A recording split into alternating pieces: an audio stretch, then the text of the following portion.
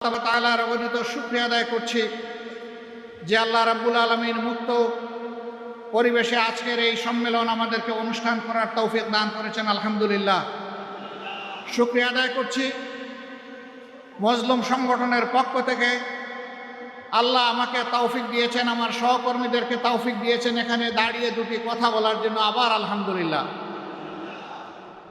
আমরা গভীর ভালোবাসা, কৃতজ্ঞতা এবং সম্মান জ্ঞাপন করছি 2006 সালের 28 অক্টোবর থেকে শুরু করে 2024 সালের 5ই আগস্ট পর্যন্ত ধারাবাহিকভাবে ফ্যাসিস্টদের হাতে জীবন দিয়ে যারা দুনিয়া থেকে বিদায় নিয়েছেন তাদের প্রতি, তাদের সাথে রাস্তায় নেমে সমান তালে লড়াই করে যারা পঙ্গুত্ব বরণ করেছেন তাদের প্রতি আমি গভীর সম্মান প্রদর্শন করছি।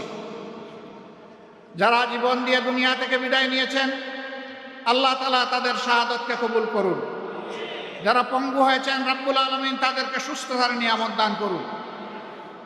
সম্মানিত ভাই ও বোনেরা, আমরা যেমন দেশের ভিতরে থেকে স্বৈর শক্তির বিরুদ্ধে লড়াই করেছি একের পর এক ধারাবাহিকভাবে, ঠিক বিদেশে অবস্থান করে সারা বাংলাদেশের প্রবাসীরাও আমাদের সাথে সমানতালে লড়াই করেছেন। আজকে দেশের ভিতরে যারা লড়াই করেছেন তাদের জন্য প্রিয় সংগঠনের পক্ষ থেকে আমি এই লাল গোলাপটুকু উপহার দিচ্ছি। প্রবাসে থেকে যারা লড়াই করেছেন তাদের জন্য আরেকটি লাল গোলাপ উপহার দিচ্ছি। এই দুই গোলাপের সমন্বয়ে বাংলাদেশে আর স্বাধীনতার স্বাদ পাচ্ছে। সুতরাং স্বাধীনতার সকল যোদ্ধাদেরকে আমার পক্ষ থেকে সেলিউট। দেশের ভিতরে যুদ্ধ করে আমরা অনেকেই জীবন দিয়েছেন, অনেকে মৃত্যুবরণ করেছেন, অনেকে হাজার মামলা নিয়ে, শত মামলা গলায় নিয়ে দফায় দফায় জেলে গিয়েছেন। আদালতের আঙ্গিনা বিরোধী দলের কর্মীদের দখলে ছিল। মঈন ফখরুদ্দিনের 2 বছর, পরবর্তী স্বৈর শাসনের আরো 15.5 বছর, এই 17.5 বছর জাতির জন্য শ্বাসরুদ্ধকর একটা পরিবেশ ছিল। মানুষ শান্তিতে বসবাস করতে পারেনি। দেশপ্রেমিক জনগণকে, দেশপ্রেমিক বিভিন্ন বাহিনীকে এই সময় ধ্বংস করা হয়েছে। আমরা লক্ষ্য করেছি আওয়ামী লীগ ক্ষমতায় বসেই 2009 সালের 10 জানুয়ারি ক্ষমতায় হাতে নিল। তারপরেই আমরা দেখি 1 মাসের মাথায়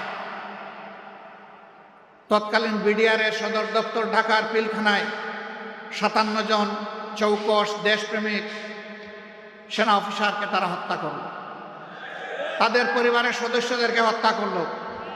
নির্মমভাবে হত্যা করার পর লাশগুলা ড্রেইনের মধ্যে ভাসাই দিল। কিছু লাশ তারা গোপন করে ফেলল। রাতের আধারে হত্যাকাণ্ড সংগঠিত করে আলো নিভিয়ে খুনিদেরকে পিলখানা থেকে বের হয়ে যাওয়ার নিরাপদ রাস্তা তৈরি করে দিল। দুইটা তদন্ত কমিশন হলো, একটা করলো সেনাবাহিনী, আরেকটা করলো সরকার। সেই তদন্ত কমিশনের কিছুই জনগণকে জানতে দেওয়া হলো না। কারণ সরষায় যদি ভূত থাকে, ভূত তাড়াবে কে? সেদিনকার প্রধানমন্ত্রী বিডিআরের কতিপয় সদস্যকে এনে আদর করে তাদের সাথে বসলেন, তাদের সকল দাবি দাওয়া মেনে নিলেন। ওদিকে সেনাবাহিনীকে তাদের সহকর্মীদেরকে সাহায্য করার রাস্তা বন্ধ করে রাখলেন। বললেন আমি দেখছি। দেখতে দেখতে সব শেষ হয়ে গেল। সেনাবাহিনীর রিপোর্টটি জাতির জানা দরকার ছিল, কারণ তাদের সহকর্মীদেরকে কারা হত্যা করেছে সবার চাইতে তাদের বেশি জানার কথা, কিন্তু তা জানতে দেওয়া হয়নি। আমরা সরকারের কাছে দাবি জানাই, পুরা ঘটনার আদ্যপান্ত সুষ্ঠু নিরপেক্ষ তদন্ত অবশ্যই করতে হবে। কারণ এই দুর্ঘটনার মধ্য দিয়ে আমাদের দেশপ্রেমিক সেনাবাহিনীর মনোবলকে ধ্বংস করা হয়েছে, বিডিআরকে খতম করা হয়েছে।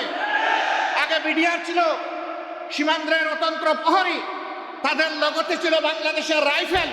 এখন তাদেরকে বানানো হয়েছে সীমান্তের চৌকিদার, তাদেরকে অপমানিত করা হয়েছে। এরপরেই তারা পরের বছরে আঘাত দিয়েছে আরেক দেশপ্রেমের বাস্তব নমুনা।